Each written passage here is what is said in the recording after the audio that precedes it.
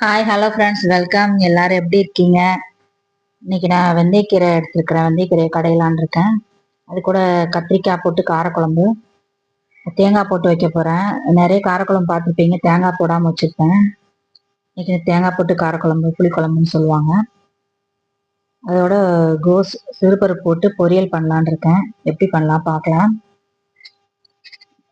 இப்போ கீரைக்கும் காரக்குழம்புக்கும் பூண்டு வெங்காயம் வந்து உரிச்சு வச்சுக்கலாம். தண்ணியில் போட்டு கழுவிக்கோங்க அந்த வெங்காயம் பூண்டையும். கீரையும் நல்லா 2-3 வாட்டி தண்ணி ஊற்றி கழுவி எடுத்துக்கலாம். கீரை பார்த்தீங்கன்னா நீராழிவு நோயாளிகளுக்கு ரொம்ப நல்லது. வாரத்துக்கு 2 நாள் நல்லா எடுத்துக்கோங்க, சூப்பராக இருக்கும். கசப்புலாம் இருக்காது. இந்த கீரையில் நல்லா இருக்கும் சாப்பிட்றதுக்கு. கீரை பார்த்தீங்கன்னா நார்த் சைடில் தான் அதிகமாக விளையுது. ஒரு கொஞ்சம் சிறுபருப்பு எடுத்துக்கிறேன். அதோட ஒரு 4 பச்சை மிளகாய், ஒரு 6-7 பல் பூண்டு, அப்புறம் ஒரு சின்ன வெங்காயம் கழுவி வச்சுருக்கிறேன். அதையும் இதோட ஒரு கைப்பிடி சேர்த்துக்கலாம். ஒரு 3 தக்காளி சேர்த்துக்கிறேன். நீங்கள் கட் பண்ணி போட்டுக்கோங்க. கொலஸ்ட்ரால் கண்ட்ரோல் பண்ணுறதுக்காகவும் இந்த கீரை ரொம்ப நல்லது. கீரையில் ஆன்டி ஆக்சிடென்ட் இருக்குது. இது கூட கொஞ்சம் தண்ணி ஊற்றிட்டு ஜீரகம் வெந்தயம் போட்டுக்கலாம். கொஞ்சம்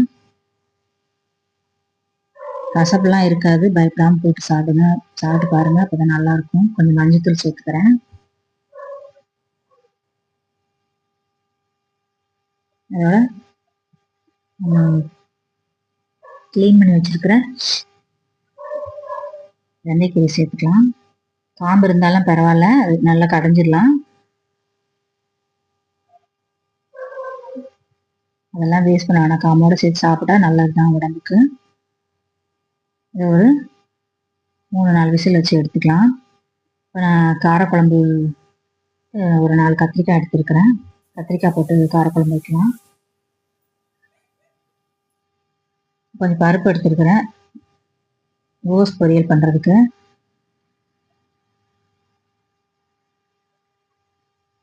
முட்டைக்கோஸ் நல்லா பொடிசாக கட் பண்ணி எடுத்துக்கலாம்.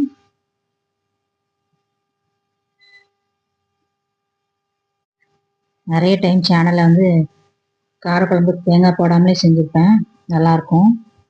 தேங்காய் போட்டு செய்யலாம் அப்படின்ட்டு கத்திரிக்காய் காரக்குழம்பு பண்ணலான்னு எடுத்துருக்கிறேன். சிறுபருப்பு போட்டு கோஸ் வந்து பொரியல் பண்ணிங்கன்னா நல்லாயிருக்கும், சூப்பராக இருக்கும். கல்யாண வீடுங்கள்லாம் பார்த்துப்பீங்க, கோஸ் பொரியல்லாம் வச்சிங்கன்னா அதோட சிறுபருப்புலாம் சேர்ந்து தான் இருக்கும், நல்லாயிருக்கும், டேஸ்ட்டாக இருக்கும். பொரியல் பண்ணுறதுக்கு ஒரு ஆனியன் எடுத்து நீளமாக கட் பண்ணிக்கிறேன்.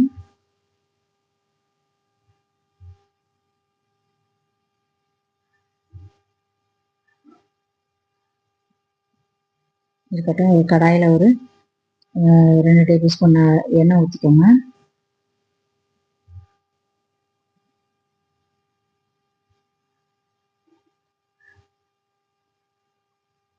இது கடுகு போட்டு தாளிச்சிட்டு கருவேப்பிலை போட்டு ஆனியன் போட்டுடலாம். ரொம்பலாம் வதங்க வேண்டாம், லேசாக வதங்கினா போதும். ரொம்ப கலர் மாறுற அளவுக்குலாம் வதங்க தேவையில்லை. இதோட நம்ம கட் பண்ணி வச்சுருக்கிற கேபேஜ் அதோட சேர்த்துடலாம்.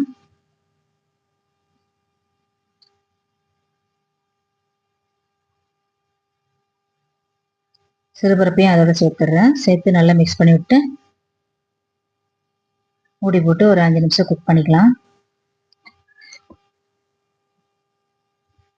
அதோடய வெந்துடும் சிறுபருப்பும் சேர்ந்து.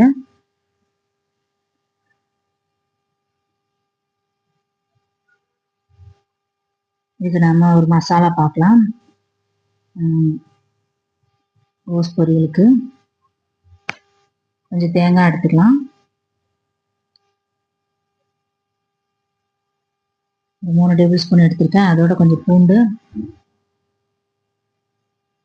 2 பச்சை மிளகாய், ஜீரகம் சேர்த்துக்கலாம். கரகரப்பாக அரைச்சி எடுத்துடலாங்க. எனக்கு வந்து கீரை வந்து வெந்துருச்சு. இதோட கொஞ்சம் உப்பு சேர்த்துட்டு நல்லா கடைஞ்சிக்கோங்க. நல்லாயிருக்கும், செம வாசனையாக இருக்கும் வெந்தயக்கீரை வந்து.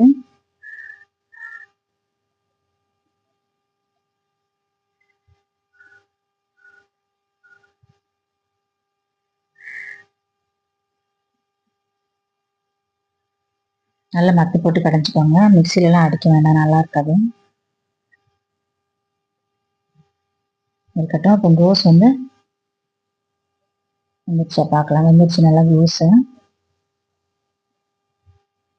அப்பப்போ திறந்து பார்த்துக்கோங்க. தண்ணி இல்லாமல் போச்சுன்னா அடியில் வந்து தங்கிடும். அது கூட கொஞ்சம் உப்பு சேர்த்துட்டு மிக்ஸ் பண்ணி விட்டுக்கோங்க.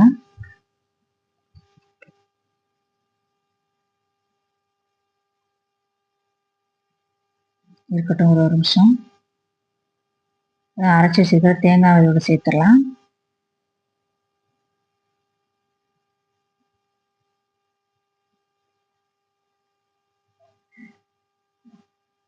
மசாலாலாம் வேகட்டும். ஒரு நிமிஷம் அப்படியே ஸ்லோ ஃப்ளேமில் வச்சிடலாம். காரக்குழம்பு செய்கிறதுக்காக கடாய் வச்சுருக்கிறேன். இந்த கடாயிலே வந்து கொஞ்சம் கடுகு வெங்காயம் போட்டு தாளித்து கீரைக்கு போட்டுக்கலாம். கீரைக்கு தாளித்து ஊற்றிட்டு அப்புறம் காரக்குழம்பு இதிலே செய்யலாம்.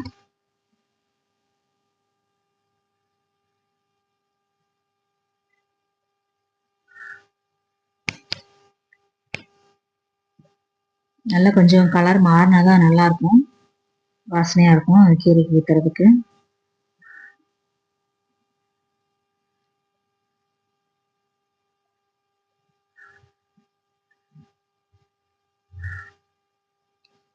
வந்து கோஸ் நல்லா வெந்துருச்சு. மசாலாலாம் வெந்து சூப்பராக ரெடி ஆயிடுச்சு பொரியல். இந்த மாதிரி செஞ்சு பாருங்கள், வீட்டில் நல்லாயிருக்கும்.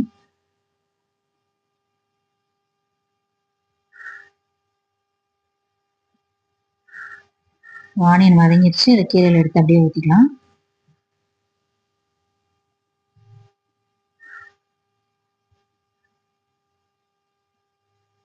ஓகே, அதுலேருந்து நம்ம காரக்குழம்பு தாளிச்சு ஊற்றிக்கலாம். கொஞ்சம் நல்லெண்ணெய் ஊற்றிக்கலாம். கடுகு வெந்தயம் போட்டு தாளிச்சுக்கிட்டு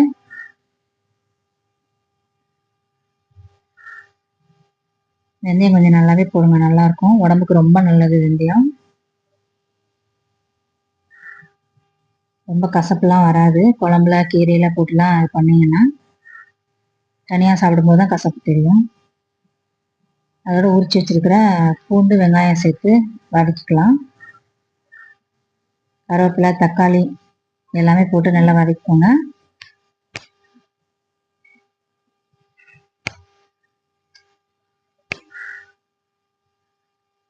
கட் பண்ணி வச்சிருக்கிற கத்திரிக்காய் இதோட சேர்த்துக்கலாம். உங்களுக்கு என்ன சைஸில் வேணாலும் கட் பண்ணிக்கோங்க கத்திரிக்காவை குழம்புக்கு. அதோட கொஞ்சம் மஞ்சள் தூள், மிளகாத்தூள், குழம்பு மிளகாத்தூள் சேர்த்துக்கலாம். 4 ஸ்பூன் சேர்த்துருக்குறேன். புளி ஒரு கோழி குண்டு அளவு ஊற வச்சுருந்தேன் ஒரு 1/2 மணி நேரத்துக்கு முன்னாடி. அதையும் கரைச்சி அதோட சேர்த்து எக்ஸ்ட்ரா ஒரு கிளாஸ் தண்ணி ஊற்றி கொதிக்க விடலாம். உப்பு சேர்த்துக்கோங்க.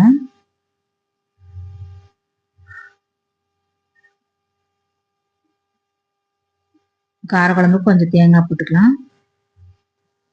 தேங்காய், ஜீரகம், ஒரு 3 ஆனியன் போட்டு தண்ணி ஊற்றி நல்லா பேஸ்ட்டாக அரைச்சி குழம்போடு சேர்த்துக்கலாம்.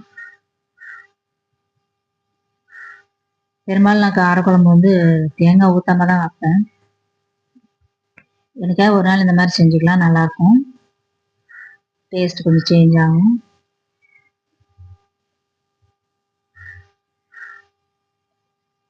நல்லா கொதிக்கட்டும்.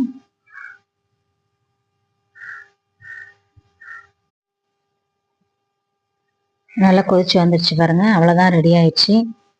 இந்த மாதிரி உங்கள் வீட்டில் செஞ்சு பார்த்துட்டு எப்படி இருக்குன்னு சொல்லுங்கள்.